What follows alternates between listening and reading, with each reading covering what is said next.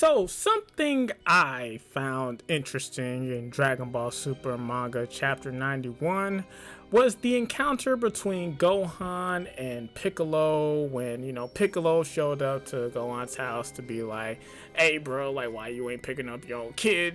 Don't you know you're interrupting my quiet time? Like I got my own problems, I got my own shit to be worrying about. I don't need to be coming to pick up your kids and then just so you can give me some plush doll. Like that's not how I'm trying to live my life. This is not how I saw Piccolo season 2023, And more than that, Piccolo is frankly, I think it's, safe to say disgusted with the state of Gohan, physically and how he's been keeping up with his training and his power and all that stuff. And to be frank, I think, this is basically how most Dragon Ball fans feel. Like Dragon Ball fans are speaking through Piccolo in this scene, where it's like it was at one point we all thought Gohan was gonna be that new dude, like with his human Saiyan hybrid cells he has the potential to be more powerful than anybody, right?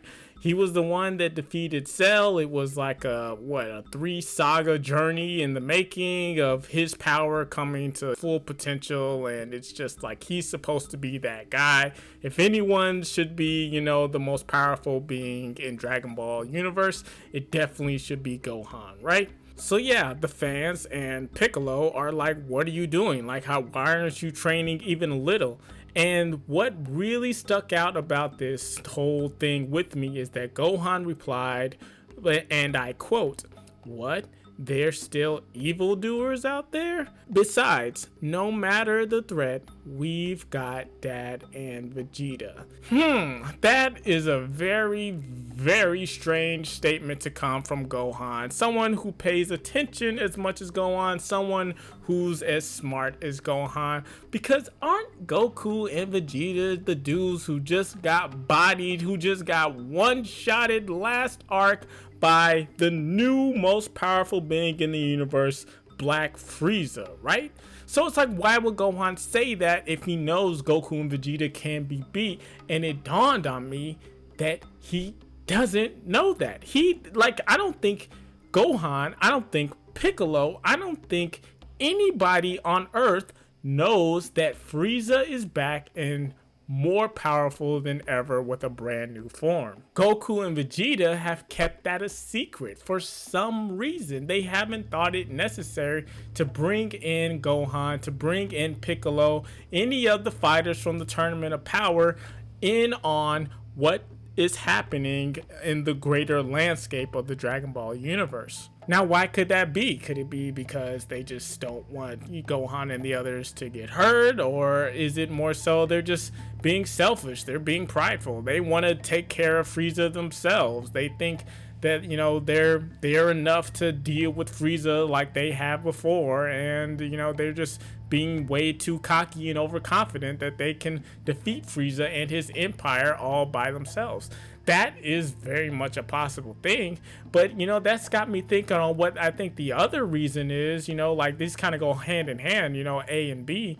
The B side is that Goku and Vegeta just kind of don't care about what happens to the larger universe. It's more so just about what's happening with them. I think they know that Frieza isn't going to attack Earth at this point. The fact that he let Goku and Vegeta live shows that he's not really, just that Frieza isn't really just looking for the smoke like that. Like he's not really just trying to, just dominate Earth and dominate Goku and Vegeta, and, just take everything from them and, finally put an extinguish on the Saiyan race. Like Frieza's working on a different game plan. And Goku and Vegeta know that. I'm pretty sure that's what's happening, to where they feel they're safe enough to just to where they think it's okay to just not tell Gohan and Piccolo about it. Goku and Vegeta aren't worried about what's happening out anywhere else outside of Earth. Now I know that just sounds crazy, and it's like, well, Vegeta's obsessed. Like, he's always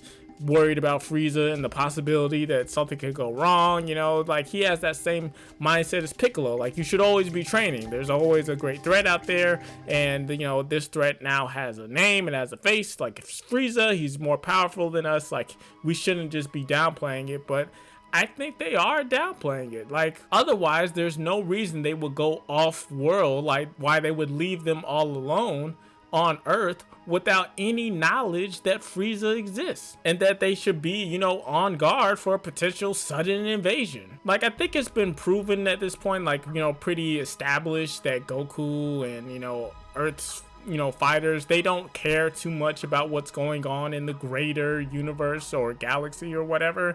Like when Moro was just kind of going around and conquering and, you know, all these different civilizations and sucking up souls and all that good stuff, like they weren't really concerned about it. Like they weren't like, oh well, we need to hurry up so we can stop him, you know, from doing that. They were more so like, we just need to train so when he comes to Earth that we can defeat him, right? They weren't really too worried about the other planets and those other people.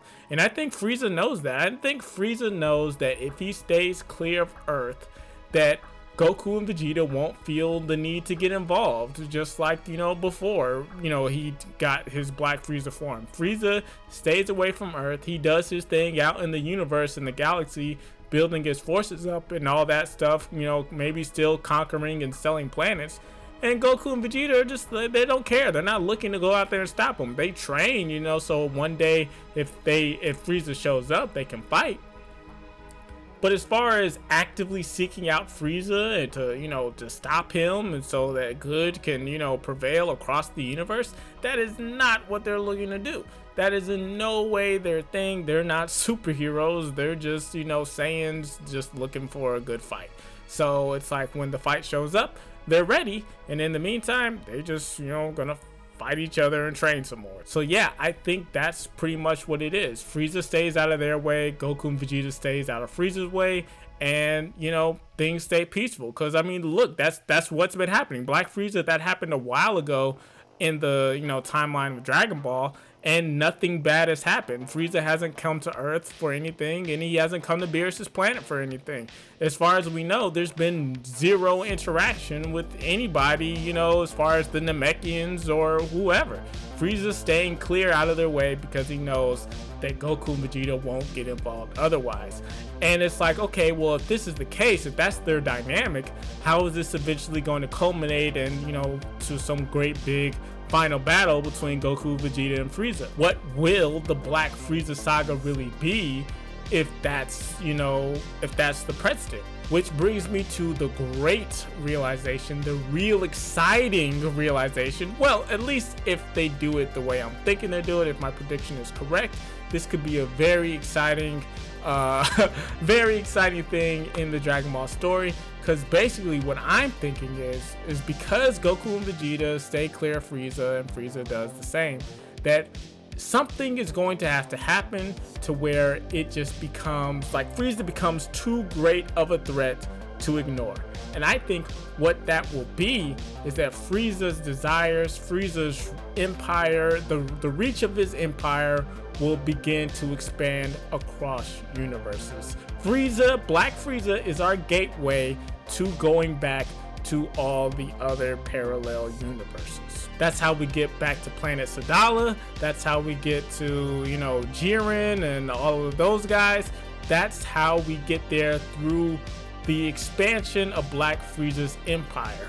He's going to get to a point to where Frieza's like, well, I've conquered everything outside of Earth and there's nothing left really to do unless I'm trying to square up with Goku and Vegeta, and I don't even want to try that because that hasn't worked out, you know? So he's like, well, I'll just conquer other universes and sell other, you know, other universes, planets, and all that stuff, you know? Like, Frieza's already proven that he can defeat other versions of himself, like Frost in the tournament, in the universal tournament and whatnot. So I don't think he's, you know, worried about anything, you know, that may happen in these other universes. And even so, it's like, well, if they square up, I'll deal with it, you know? Like, I think Frieza feels like he can deal with Jiren at this point, you know? Like, has Jiren been on top of his training? You know, something tells me he hasn't, because he's just such a big fish in a small pond. So Frieza's probably feeling very confident about taking over these other universes, and once he begins to do that,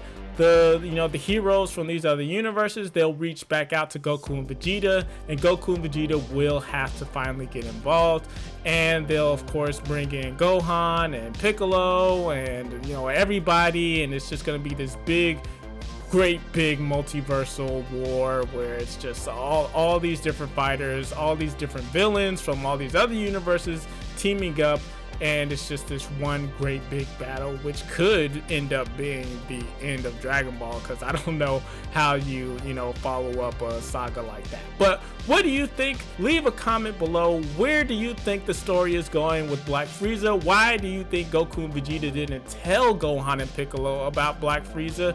Are they trying to protect them? Are they downplaying Frieza? Do they not think it's a big deal? Let me know your thoughts. Drop a like on the video because you made it this far. You clearly are a Dragon Ball fan, so always subscribe. That's not how you say it. You do not always subscribe. I keep messing that up. I've done that like a couple times now. But always like, or you know what? That always is just a, okay, you know what? Starting over. Hey, hi.